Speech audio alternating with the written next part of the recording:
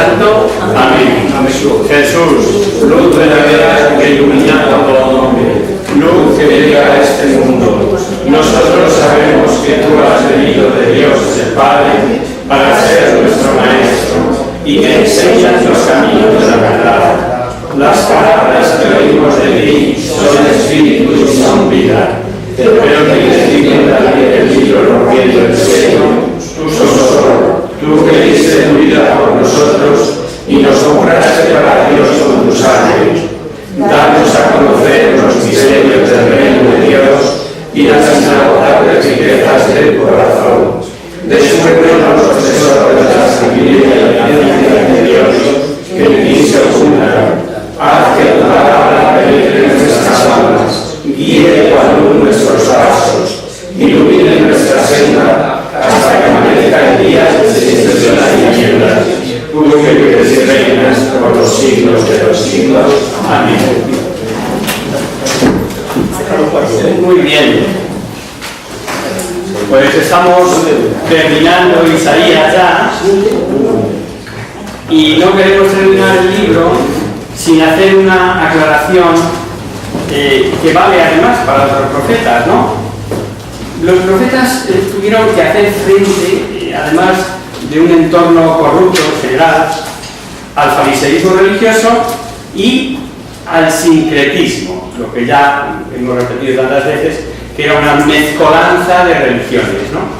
Y tienen que gritar en el templo, en las casas, en las plazas. Es su labor profética. Vamos a buscar Isaías 1 y leemos del 10 al 15, veréis lo que les dice Isaías.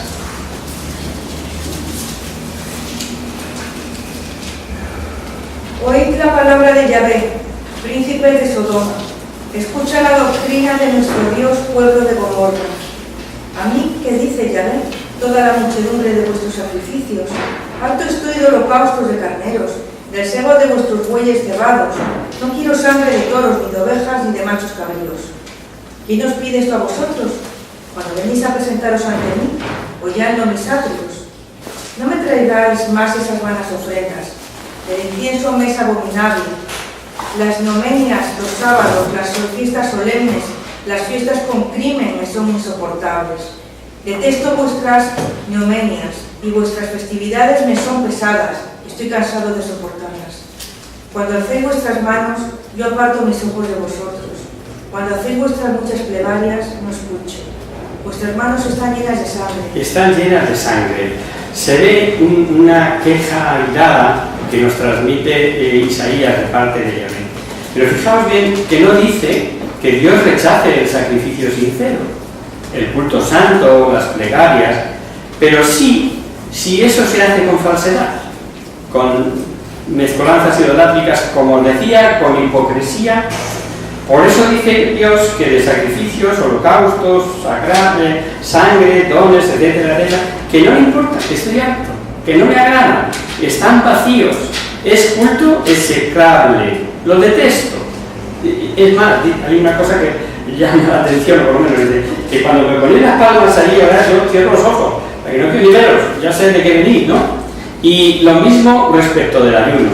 Un poquito más adelante, en el 58, capítulo 58, versículos del 5 al 7, habla también de este mismo tono, pero acerca del ayuno. 58 del 5 al 7. ¿Es este acaso el ayuno que me agrada el día en que el hombre se mortifica? Doblar como un junco la cabeza, acostarse en el saco y la ceniza. ¿A eso llamas ayuno, día agradable del Señor? ¿No sabéis cuál es el ayuno que me agrada? Abrir las prisiones injustas, soltar las coyuntas del yugo, dejar libres a los oprimidos, romper todos los yugos. Ya está, ¿no? Sigue. Repartir tu pan con el hambriento, hospedar a los pobres sin techo, vestir al que veas desnudo y no eludir al que es tu propia carne. Eso es ayunar. Y lo demás son tonterías, ¿no? Fijaros igualmente que no dice que el ayuno sea malo y que no haya que ayunar, sino, ¿es acaso así el ayuno que yo escogí? El día que el hambre mortifica, O sea, si ayunas de hambre es porque te cuesta, no porque no te cuesta, no porque no tenga ningún valor para ti o lo hagas con relativa facilidad. Con razón decía el Señor que si tienes algo contra tu hermano a llevar la ofrenda al altar, vete primero a reconciliar con tu hermano y vuelve luego. Y es que claro, ni para Cáritas puede dar lo que hayas escatimado a un jornalero, pongamos por caso, ¿no? Muchas veces hemos dicho que la Biblia no puede contradecirse y Dios no rechaza el ayuno. Tenemos infinidad de ejemplos. Moisés ayunaba, estuvo allí con Yahvé 40 días, etc. Para los que tomáis nota. Éxodo 34, 28.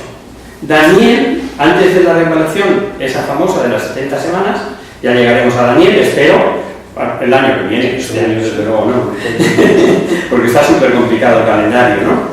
Los buenos israelitas, a la muerte de Saúl, igualmente. David, cuando muere su hijo Absalón, esta la podemos leer, está en 2 de Samuel 12, 16.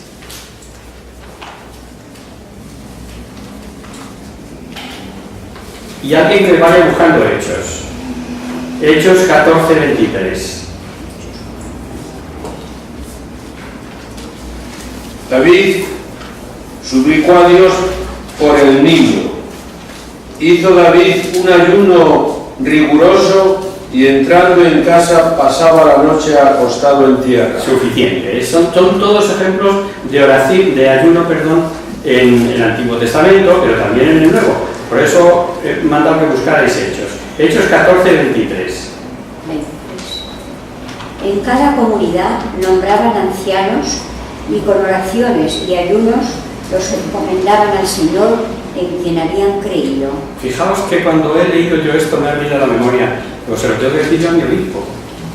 ¿Por qué? Pues porque yo sé, consciente, este año va a haber ordenaciones otra vez en el seminario de Getafe, nada más que este año se adelantan, con motivo del centenario, van a ser en junio en vez de en octubre, que siempre se hacen el 12 de octubre, es el día de la elección como nueva diócesis, ¿no? Pues este año se van a hacer en junio. No sé si cuando designan presbíteros en la iglesia, oración sí, pero ayunos, ¿se hacen ayunos? A lo mejor era bueno pedir ayunos para que nos salgan buenos curas, ¿no? Me ha venido esa idea y la comparto con vosotros. Pero lo que no vale es engañar o tratar de engañar a Dios. Dirá Isaías que en el día de ayuno se iban tras sus negocios y oprimían a sus servidores. Buscarlo, está en el 58.3. Isaías 58.3. Y no perdáis el Nuevo Testamento, que luego vamos a buscar Mateo. ¿Por qué ayunamos si tú no lo ves? Para que nos humillamos si tú no lo sabes. Es que el día en que ayunabais buscabais vuestros negocios y explotabais a todos vuestros trabajadores. Claro. ¿Y cómo se come una cosa con otra? ¿Cómo podéis decir que ayunáis y por otro lado estáis explotando a vuestros obreros? Un mensaje navegantes. Los que estamos esperando que llegue el viernes de Cuaresma para ayunar de carne, que a lo mejor no me gusta, y hincharme de caviar o marisco, y que nos cantan, pues eso, ¿vosotros creéis que va a ser agradar a Dios? Pues más bien no. En esa línea va, y como tenemos la Cuaresma cerca, pues lo adelanto, ¿no? Ellos lo hacían para ser vistos, para pasar por santones, y ni creían que Dios les veía. Justo todo lo contrario de lo que pedía Jesús. Buscar Mateo 6, 16, 18.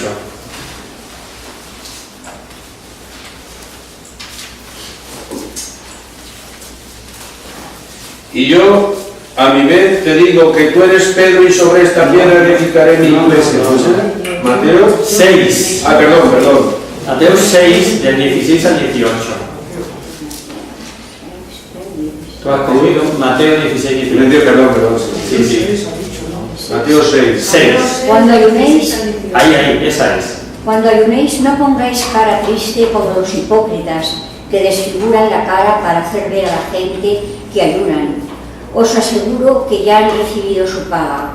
Cuando tú ayunes, perfúmate la cabeza y lávate la cara, de modo que tu ayuno no lo vean los hombres, sino tu Padre que está escondido. y tu Padre que ve en lo escondido te lo pagará. Claro, no tiene que parecer que ayunes. No se trata de darse el pisto de pasar por santo, sino de hacerlo de verdad, ¿no? Y paradoja de los humanos. Cuando Isaías predice que Sennacherib no iba a seguir con el asedio a Jerusalén, que se marcharía a su tierra, se cumple casi de inmediato, por lo que tenían la prueba de que Isaías decía la verdad de parte de Yahvé. Pero cuando anuncia y profetiza que los tesoros del rey Ezequías irían a Babilonia y que sus hijos serían tratados como eunucos, el hombrecito este, por llamarle algo cariñoso, dice, Isaías, leo yo, Isaías 37 del 33. Buena es la palabra de Yahvé que me anuncias, porque manifestó él, habrá paz y seguridad en mis días. Amigo, ¿hasta dónde puede llegar el egoísmo humano? Antes yo, primero yo y después yo. Ni siquiera sus hijos, ni siquiera cuentan para él en Ezequías. Ahora que estamos en tiempo o a la vista de elecciones, estos, bueno, pues sería, yo creo que desgraciadamente el leitmotiv del 99,9% de los partidos, por si algunos se escapan, no lo sé si se escapan. Resumiendo así, a grandes trazos, este genial profeta, podemos decir que el nombre de Isaías significa Dios salva. No sé si lo llegué a decir el primer día. Y parece reflejar simbólicamente la misión de salvación que este gran profeta escritor tiene, ¿no? Se nos dice que es hijo de Amós, que no es el profeta, no Amós, aunque no sabemos cuándo nació, sin embargo podemos suponer que fue hacia el 770, pues al 740, o sea 30 años después, aparece ya predicando en Jerusalén. Lugar de su nacimiento, él es natural de allí. El estilo selecto de su lenguaje nos hace suponer que era de la clase alta de la sociedad de Jerusalén. Su vocación al ministerio tuvo lugar, según la indicación del propio libro, en el año en que murió el rey de Judá,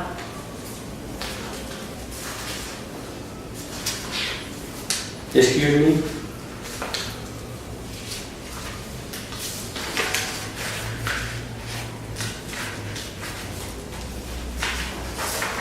Que he ido repasándolo en el metro.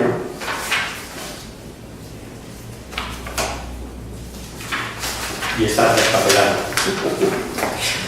Pues el rey Ezequías, que también se le llama en otros sitios Ocías, es decir, hasta el 740, hacia el 740 a.C.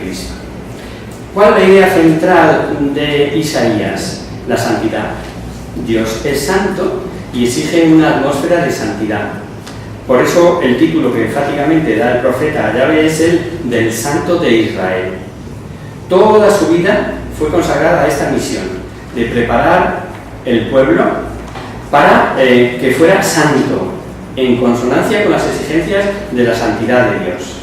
Y su labor no solo se limitó a la predicación en el pueblo, sino que tuvo intervenciones solemnes como consejero en momentos críticos de la vida política de Judá. Así, en el 734 procuró reanimar al rey Acaz ante la invasión del ejército de aquella coalición de Siria y Efraín, que da lugar a la famosa promesa del Emmanuel, que ya conocemos y que nos recordará Mateo, que se cumple en María. Es una cita fácil de acordarse, porque el capítulo es el número pleno. Para Israel, ¿el número pleno cuál es? El 7. Y el versículo doble, el 14. O sea, en Isaías 7, 14 es donde está esta famosa profecía. El Señor mismo va a daros una señal, y aquí que una doncella está encinta y va a dar a luz su hijo, le pondrá por nombre Emmanuel, que ya lo conocemos. Pero, por si queréis aprender la cita, es fácil de recordarlo. En el 701, recordar que vamos hacia atrás, los años en el Antiguo Testamento se cuentan hacia atrás, intentó reavivar las esperanzas de salvación en ocasión de que Jerusalén estaba cercada, como os he dicho antes, por las tropas de Sennacherib. Y el profeta tuvo una influencia decisiva en la reforma religiosa que puso en marcha el piadoso rey, que es de los pocos buenos de Israel, Ezequías.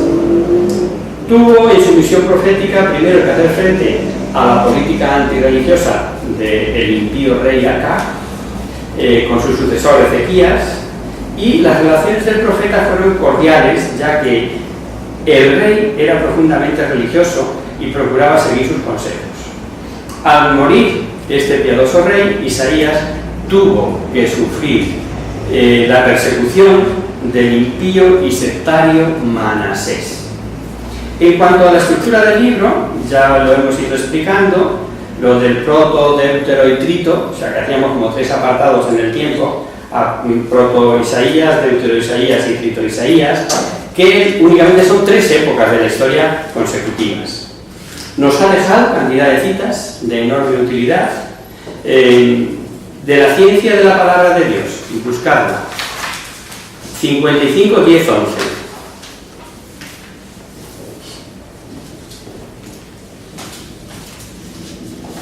Esto es recordar, ¿eh?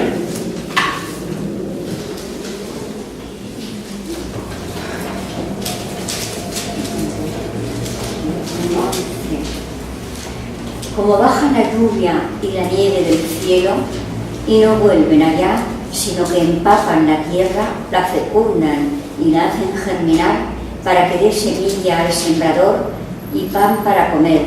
Así será mi palabra que sale de mi boca. No volverá a mí vacía, sino que hará mi voluntad y cumplirá mi encargo.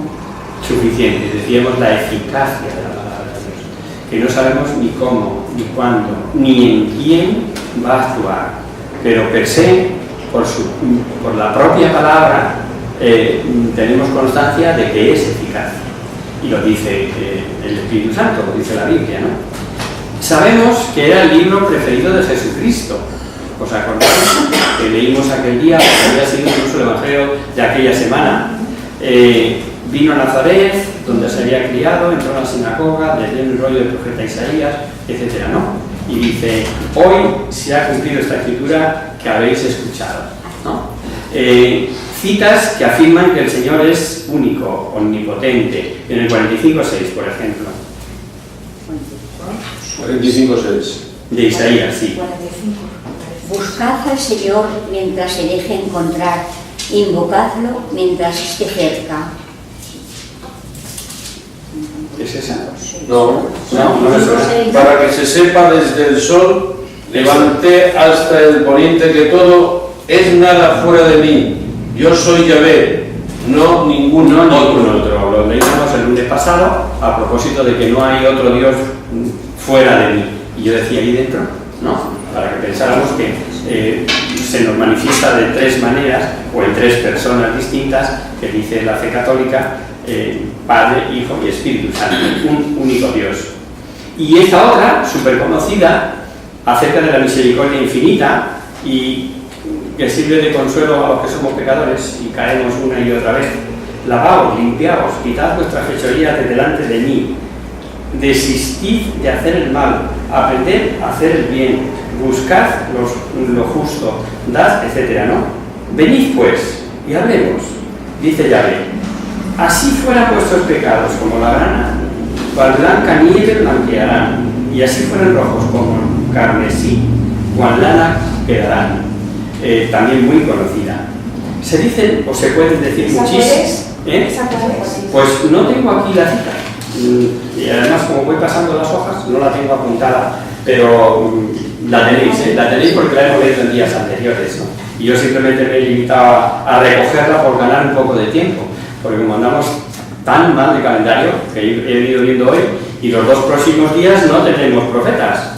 El próximo día tenemos sabiduría y al otro tenemos la charla especial de Cuaresma.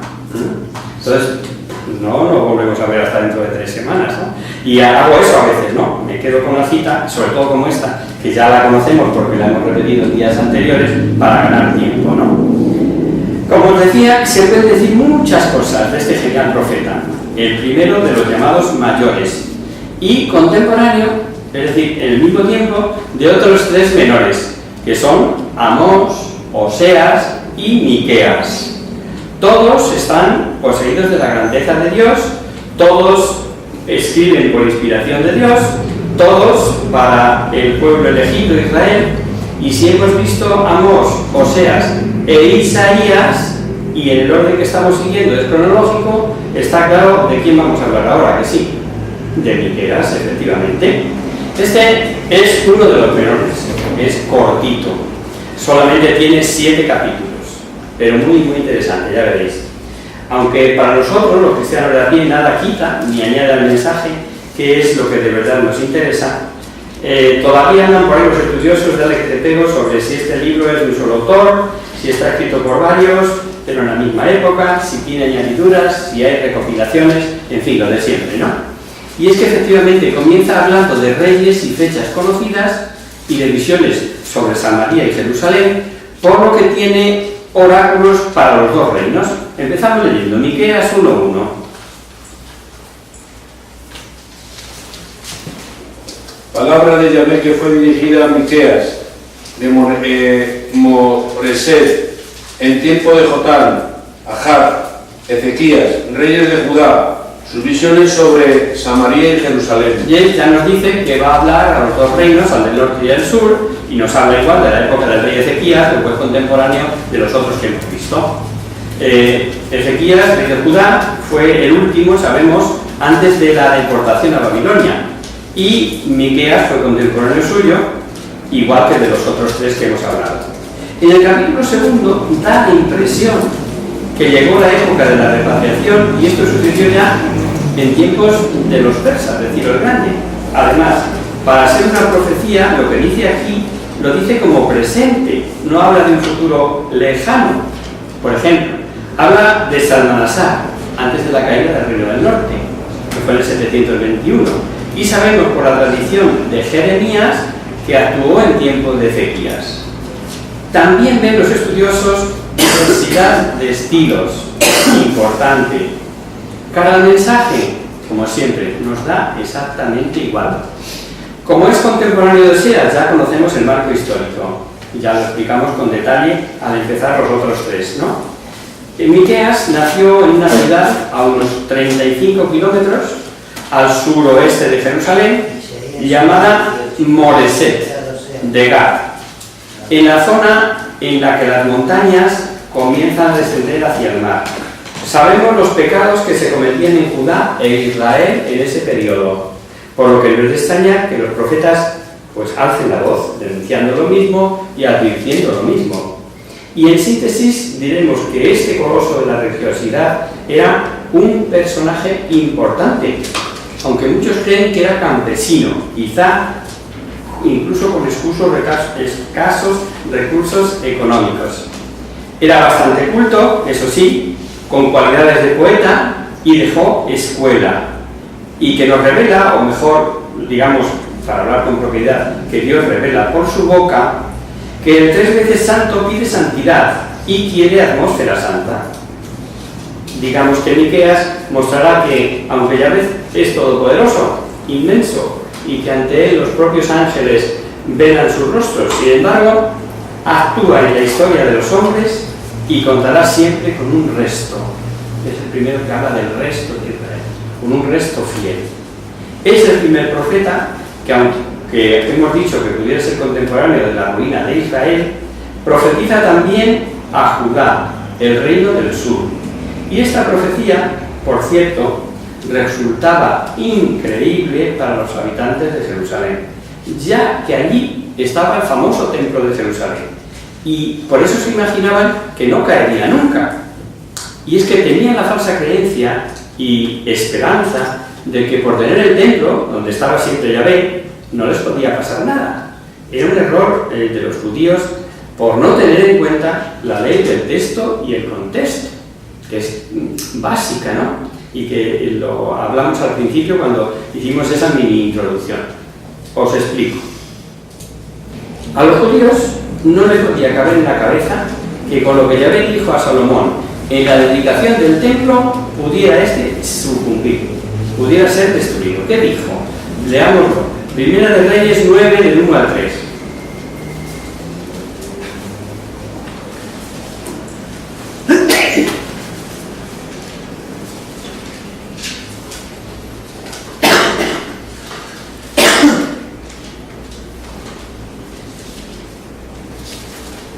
Primera Reyes 9, 1, 3.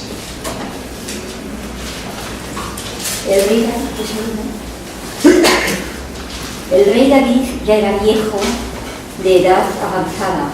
Por más ropa que le echaban encima, no entraba en calor. Los cortesanos le dijeron... No me suena. No sé si... Reyes... A lo mejor lo tengo mal. Primera Reyes. Primera 3. Del 1 al 3, capítulo 9. Cuando Salomón, sí, ¿Es eso? Sí. Cuando hubo acabado Salomón la casa de Yahvé, la casa real y todo cuanto se había propuesto hacer, se apareció Yahvé por segunda vez a Salomón, como se le había aparecido en Gabaón, y le dijo: he oído tu oración, el ruego que has hecho ante mí. He santificado esta casa que has edificado para poner en ella mi nombre para siempre, y en ella estarán siempre mis ojos y mi corazón. Perfecto. Y a eso estaban agarrados. Pero claro, resulta que hasta en el mismo capítulo, no hay que irse muy lejos. Vamos a leer el contexto. De ese capítulo 9, leamos ahora del 6 al 9.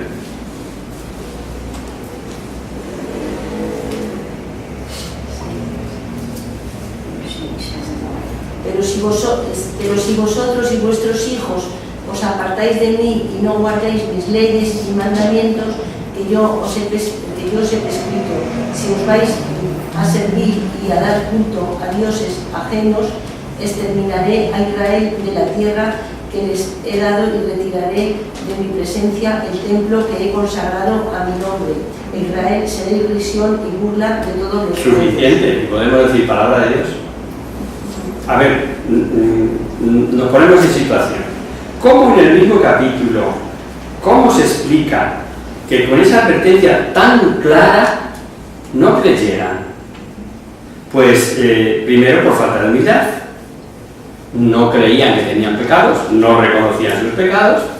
Ciertamente la grandeza del templo les pegaba, y con ese culto mecánico, hipócrita, creían tener a Yahvé de su parte.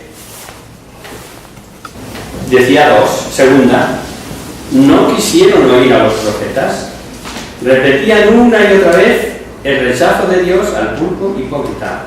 Y al igual que Amós y que Oseas y que Isaías, denuncia Miqueas con duro lenguaje las injusticias sociales, pues roban campos, usurpan casas. Leed Miqueas 2:2. Codician campos y los roban, casas y se apoderan de ellas, hacen violencia al hombre y a su casa, al dueño y a su propiedad. También el culto y el falso culto, hipócrita del todo, ¿no? Pero con alevosía. Miqueas 2:1.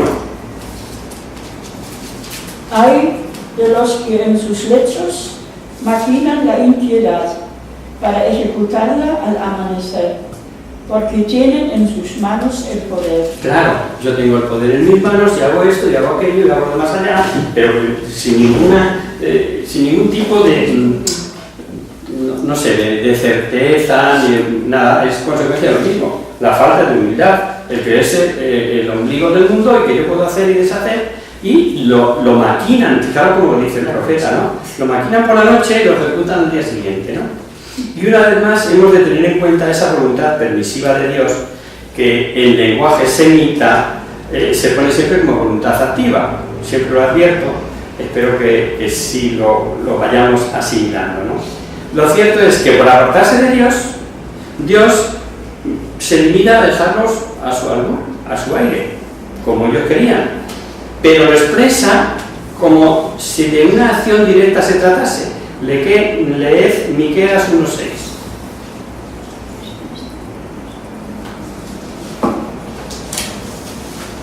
Haré de Samaria un montón de piedras en el campo, un lugar para plantar viñas. Haré rodar sus piedras en el valle, pondré al desnudo sus cimientos. Donde os salga una acción directa, poner siempre, permitirá Dios que, y así no nos equivocaremos, ¿eh? Permitirá que haga esto, que haga lo otro, porque se ejecuta por su libre albedrío, no porque venga el Señor, se baje y se ponga a hacer eso, a retirar las piedras y tal. Bueno, pues esto tan sencillo, todavía hay mucha gente que no lo sabe, desgraciadamente. Hoy me han entrado 5 cartas para contestar de Radio María, y yo me quedo alucinado con una de las cosas que preguntan. En eso detectas la falta de formación básica general que hay. Una de ellas está. ¿Cómo puede Dios decir? Pues no lo saben, ¿no? Bueno, seguimos. Al sernos ya conocido el ambiente, no es de extrañar que su mensaje pues no resulte original. Ya lo hemos oído 50 veces, pero es que tampoco podía ser de otra manera. Ante la misma corrupción, los mismos pecados, la misma conducta, pues los mismos avisos de parte de Dios, obviamente. Pero donde sí hay originalidad en Miqueas es en el vigor de su expresión, en el cómo lo dice. Él usa un lenguaje duro, a veces un tanto brutal, con imágenes rápidas, juegos de palabras. A los falsos profetas le llamará borrachos charlatanes. Le decían, que no digas cosas feas que no nos gusten, o sea que no nos vaticines. Y fijaos lo que dice Miqueas. Del capítulo 2, lee del 6 al 11. El 6 y el 11, perdón. No sermoneéis, sermonean. No se sermonea así. No llegará a la afrenta. ¿Está maldita la casa de Jacob? ¿Se ha acabado la paciencia del Señor? Pásate al 11. Al 11. Si viniera un profeta soltando embustes, te invito a vino y licor. Sería un profeta digno de este pueblo. Claro, o sea, se lo puede decir de otra manera, pero le queda claro, ¿no? Sería, pues eso, sois así. Ese sí sería digno de vosotros, ¿no? ¿Sabéis la diferencia entre pecador y empecatado? El pecador cae por miseria, por debilidad, pero no quisiera caer. El empecatado cae porque ama el mal, porque desprecia y se burla del bien. Miqueas lo denuncia. Buscad 3:1-2.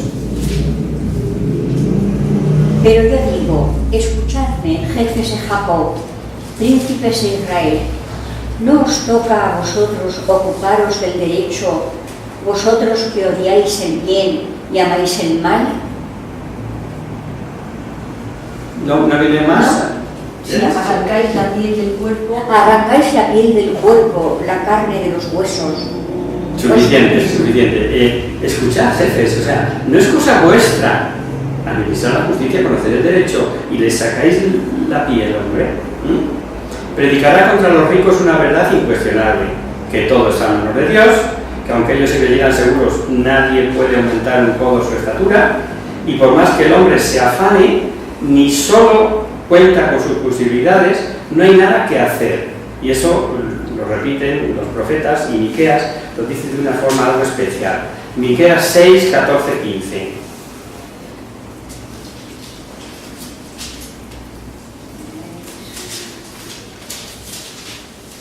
comerás, pero no quedarás satisfecho. El hambre por dentro te devorará. Lo que pongas aparte no podrás conservarlo, y lo que conserves yo lo entregaré a la espada. Sembrarás, pero no segarás. Pisarás la aceituna, pero no te ungirás de aceite. Pisarás la uva, pero no beberás vino. ¿Sigo? No, está bien, hasta ahí, ¿no? Lo dice pues un poquito como si igual, o sea, fuera una determinación, pero lo que está diciendo en el fondo es que si te crees seguro porque tienes viñas, porque tengo pues no sé qué, pues no estés tan seguro, ¿no? Predicará contra las autoridades sobre el maltrato que daban, los abusos a los más débiles, y dirá en el repetido, no, ya lo hemos leído. Ah, no, esta es otra, pero se parece. 3.1.4. Hemos leído el 3.1.2, pues ahora el 3 y el 4.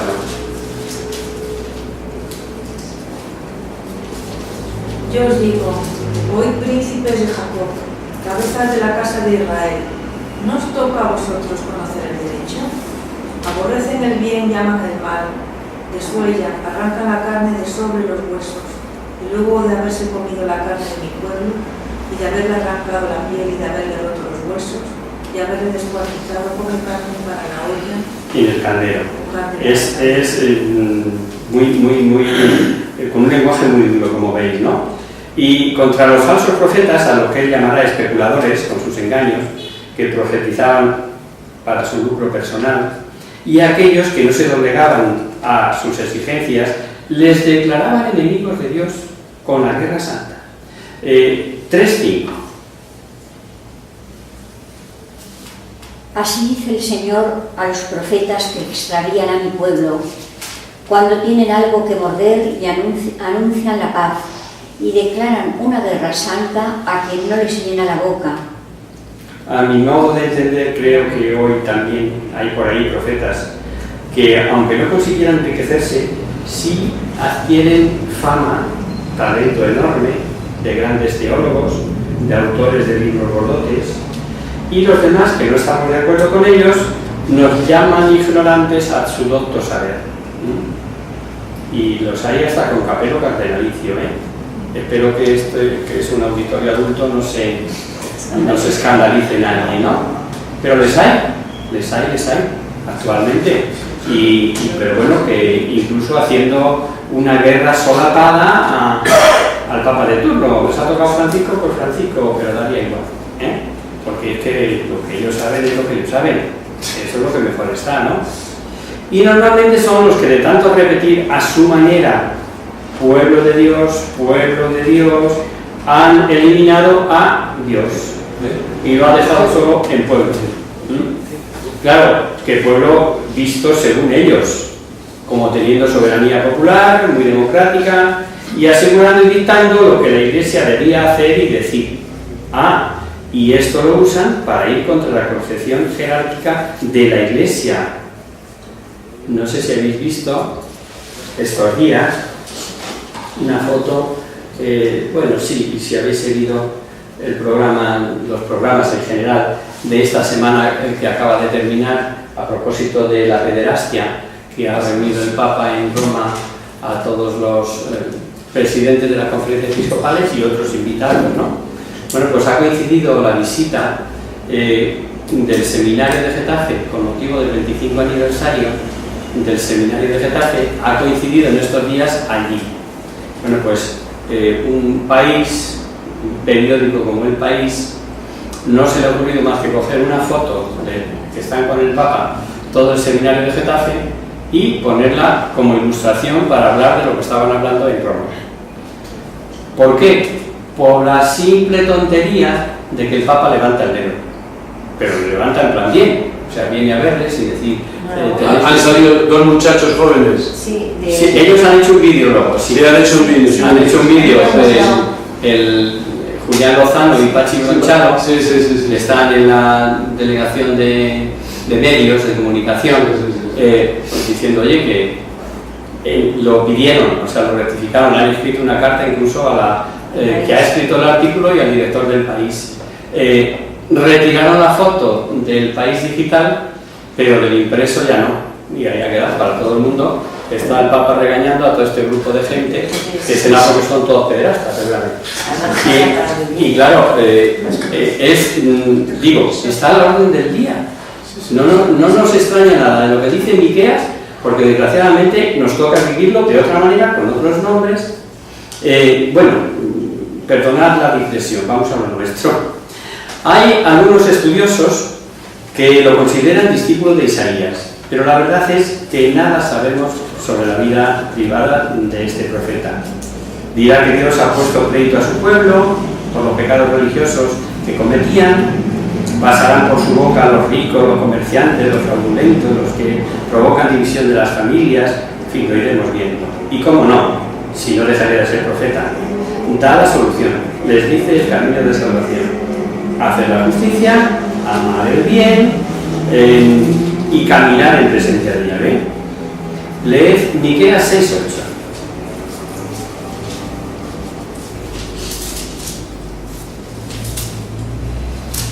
Se te ha dado a conocer, oh hombre, lo que es bueno, lo que el Señor exige de ti. Es esto: practicar la justicia, amar la misericordia y caminar humildemente con Caminar Dios. humildemente delante de tu Dios.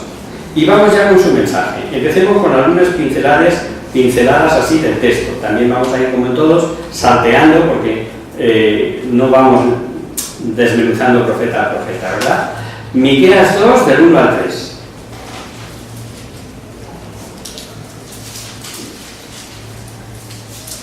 Hay de los que planean maldades y traman iniquidades en sus camas. Al amanecer las ejecutan, porque tienen poder. Codician campos y los roban, casas y las ocupan, al varón con su casa, al hombre con su heredad. Por eso, así dice el Señor: mirad, yo planeo una desgracia contra esa gente, de la que no podréis apartar el cuello, ni podréis caminar erguidos, porque es una hora funesta. Así. Es la hora de la desventura, pero la he querido leer entera para que la viéramos en su contexto. Los libros ya lo habíamos leído antes. Cuando dice: he aquí que yo estoy maquinando contra esta estirpe un mal del que no podréis librar vuestros cuellos. Es un interesante antropomorfismo, o sea, se pone el autor como si Dios pudiera bajar a agarrarlos del cuello, ¿no? Vosotros maquináis el mal, pues lo que yo maquino contra vosotros, eso no podréis pararlo. Y Miqueas siente las consecuencias del actuar mal del pueblo y que han de pesar sobre sus hijos, pues serán esclavos. Y vale la pena meditar la frase: la voz de Yahvé grita, interpela a la ciudad. Y no es extraño que nos diga que Dios gritase, porque estaban llenos de violencia, de mentira, de fraudes. Leedlo. Está en el capítulo 6, ahora habíamos leído hasta el 8, pues del 9 al 11.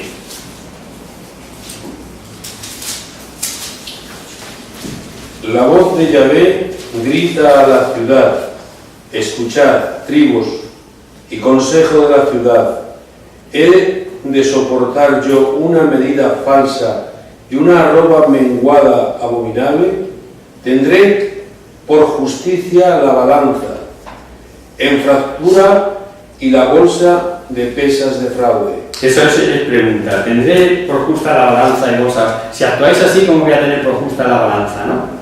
Pues predicará. ¿Qué es el EFA? El EFA es una medida de capacidad, que ahora mismo no sé lo que mide, pero pues eso, el EFA es, pues como antes la media fanega, el celení, son medidas de capacidad, de áridos, de granos, ¿no? Predicará contra los jefes, jueces y sacerdotes, y les dirá que abominan el juicio, que torcían toda rectitud y edificaban con sangre. Y es que los sacerdotes habían llegado al extremo de actuar solo por dinero. También los falsos profetas lo hacían solo por dinero, pero que lo hicieran los profetas de Yahvé. Escuchad esto.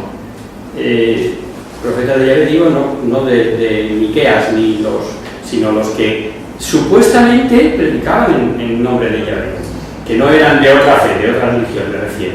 Miqueas 3, del 9 al 11.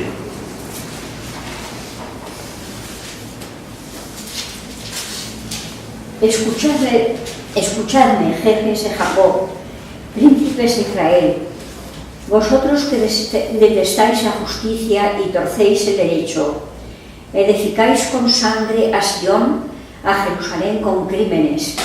Sus jueces juzgan por soborno, sus sacerdotes predican a sueldo, sus profetas adivinan por dinero y encima se apoyan en el Señor diciendo: ¿no está el Señor en medio de nosotros? No nos sucederá nada malo.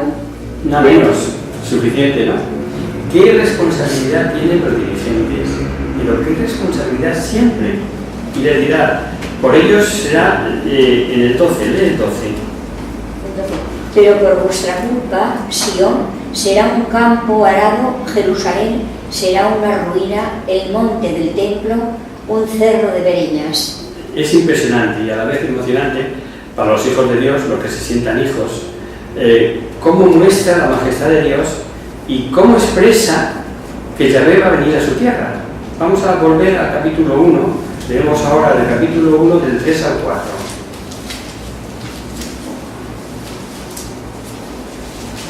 Pues ver que Yahvé va a salir de su morada, va a descender y a hollar las cumbres de la tierra, y a su paso se fundirán los montes y se derretirán los valles, como al fuego se derrite la cera, como aguas que se precipitan por despeñaderos.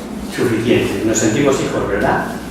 Pues analizando el mensaje de grandes rasgos de Miquea, ya en el primer capítulo se lamenta el Señor de que, aunque en este caso sea para merecido castigo, expresa su enorme duelo por gemidos y lamentos. Bueno, mejor leerlo. Anda descalzo.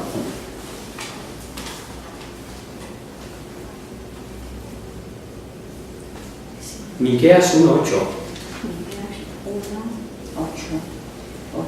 Por eso gimo y me lamento, camino descalzo y desnudo, hago duelo como aúllan los chacales y gimo como las avestruces. Porque su herida es incurable, ¿no? Para aquellos que recordéis la lectura de la Semana Santa, os resultará familiar las palabras que vamos a leer ahora de Miqueas, a las que incluso le hemos puesto música, con un acento tierno. Se muestra a Dios como inocente. Pues, ¿qué ha hecho sino acumular beneficios? ¿Y a cambio qué ha recibido? Leamos Miqueas 6:2-3, a ver si os suena. Escuchad, montes, el pleito del Señor, prestad oído, cimientos de la tierra, pues el Señor pleitea con su pueblo, entra en juicio contra Israel. Pueblo mío, ¿qué te he hecho? ¿En qué te he molestado? Respóndeme. ¿A qué suena? Es un grito del corazón, que ama y solo recibe ingratitud. Pueblo mío, ¿qué te he hecho? ¿En qué te he ofendido? Respóndeme. Y en este capítulo 6 va a hablar de un juicio y lo remite a los montes como testigos. Decir que la montaña era el lugar excelente para las cefanías de Yahvé. Las grandes manifestaciones de Yahvé serán siempre en montaña, en Sinaí, en el Tabor. Para las manifestaciones impresionantes de Dios con su pueblo, siempre recurre a la montaña.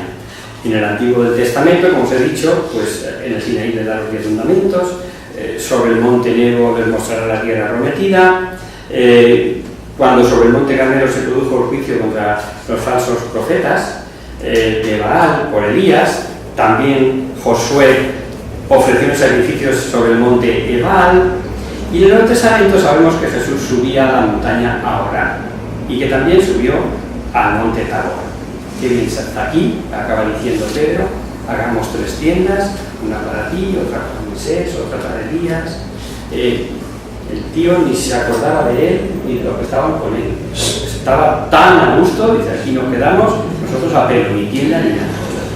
O esa otra montaña donde tuvieron lugar durante 40 días las tentaciones, o el monte de los Olivos, donde tuvo el lugar el sufrimiento enorme de Gesemaní. Pues Miqueas, al hablar de los montes, así enfáticamente, invita a montes y collados a ser testigo de esta querella contra la ingratitud de Israel, que lo transmitan a las generaciones futuras. Sabemos que las montañas no hablan, pero ahí permanecen siglos y siglos, ¿no? Y Miqueas dice que lo transmitan a generaciones futuras. Como si Dios necesitase, para contentarle por su mala vida, por sus sacrificios, llegaron a hacer sacrificios hasta de vidas humanas, por este sincretismo que decimos, por influencia de los pueblos vecinos que así lo hacían. Y debían cambiar de vida.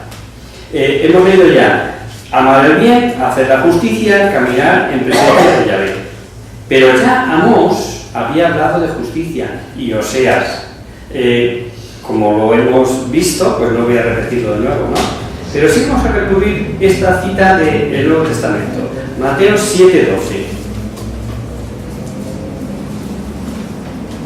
que es la súper conocida regla de oro.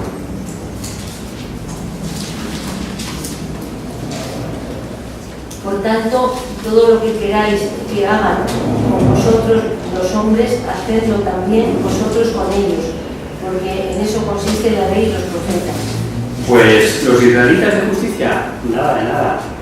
El cuadro que delata esta situación es un cuadro siniestro. No había ni un fruto bueno. Han desaparecido de la tierra los piadosos, no hay ningún recto entre los hombres, Todos, mejor leerlo. Miqueas 7, 1, 2. Nos vamos a quedar aquí. Ay de mí, que soy como un espigador en verano, como un rebuscador tras la vendimia. No hay un racimo que comer, ni un higo temprano, que apetezco tanto. Sí, ya no quedan. La lealtad ha desaparecido del país, no queda un hombre justo. Todos acechan para verter sangre, el hermano a su hermano, para ponerle trampas.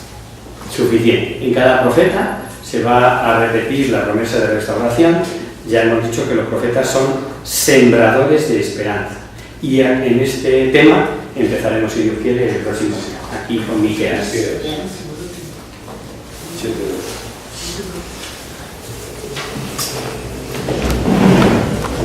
Adolfo, malo y bueno. ¿Qué? Que hay o verdad o mentira. En todo. Pero siempre en toda época. En toda la época, porque coges la Biblia por detrás, mal, mentira o verdad. Y qué bonita es la verdad y el amor. Tanto que sí.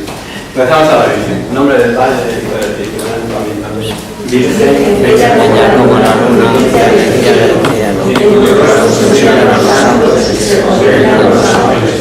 haz que nosotros vivamos nuestra vida y que nuestras almas reciban un rayo de esas piedras tuyas, que no dejaremos los años sin venir de la eternidad. María, Sol del cielo, despierta la vida de la muerte, que ilumina los espíritus que serán elegidos, atravesando de los rostros de los hijos, concédenos un destello de luz